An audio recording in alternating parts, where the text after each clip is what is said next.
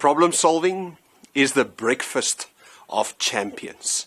Life is tough, life is difficult, and I'd like to facilitate you through this paradigm that I've discovered in Philippians chapter 4, verse 6.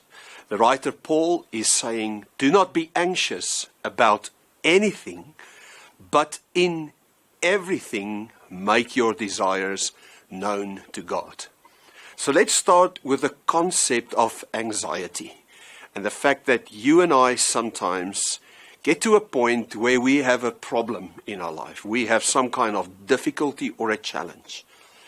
And Paul says, do not be anxious about anything. So he's talking about the current level of your challenge.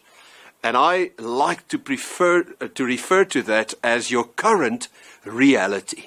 But then he does a very interesting thing. He says, do not let any of your energy flow towards your anxiety, but in everything make your desires known to God. So you've got these two levels that, for interest's sake, Einstein also referred to them as it's not possible to solve your problem at the same level of thinking that you were when you created it, meaning that you have to elevate the level of your thinking before you will see the possible answer and the possible solution to your problem. So I want to take you through a couple of questions. The first question is, what is really my problem? What is causing the problem? And my discovery has been that people find it difficult to actually articulate what is the challenge? What is it that makes me unhappy? What is it that doesn't work for me? It sometimes is just a quick answer. No, it's the people around me. No, it's the fact that I don't have resources. No, it's the fact that I don't have enough opportunities or I don't have enough knowledge. But if you just delve a little bit deeper, the first step to finding a solution to your problem is to actually identify your problem and to make sure that you have a clear grasp on what it is that you are not happy with. Now, I want to tell you that people who are really earnest about finding solutions will put in the effort to do everything that I'm suggesting today, to do it in writing. So I actually want to challenge you to draw up a table with a couple of columns, and in the first column, you write down exactly what it is that disturbs you, what it is that causes anxiety, what it is that you feel unhappy with. But then Paul says these words. He says, don't be anxious about anything, but in everything, move your energy to the second column, the second question that I want to suggest. And that is the question, in regards to my problem, what is it that I really want?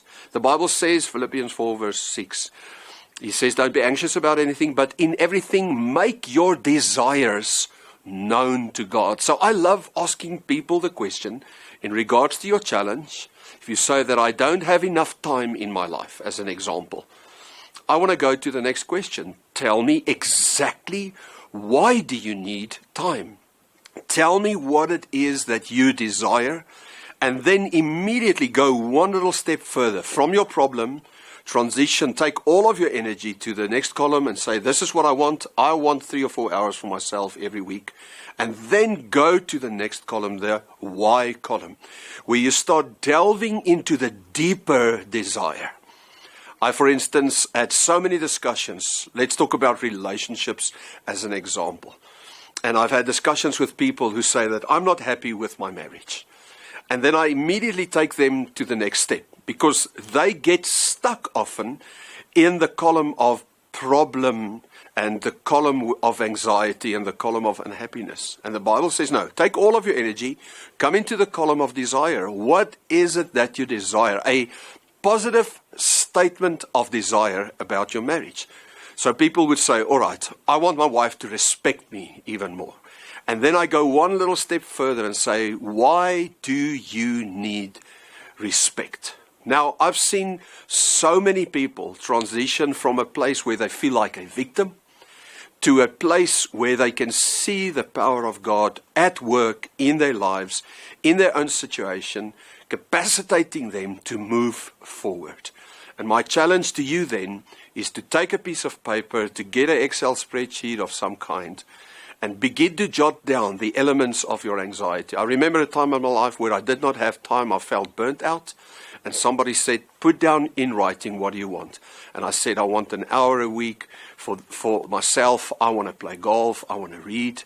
And then we went into the why column, and I just sensed how the energy on my inside and my attitude shifted from feeling like a victim to actually getting to this place where I began to see some of the possibilities that I could not see, because you cannot solve your problem at the same level of thinking when you created it. It's incredibly important that you shift to a new level of thinking, the level of your deepest desire.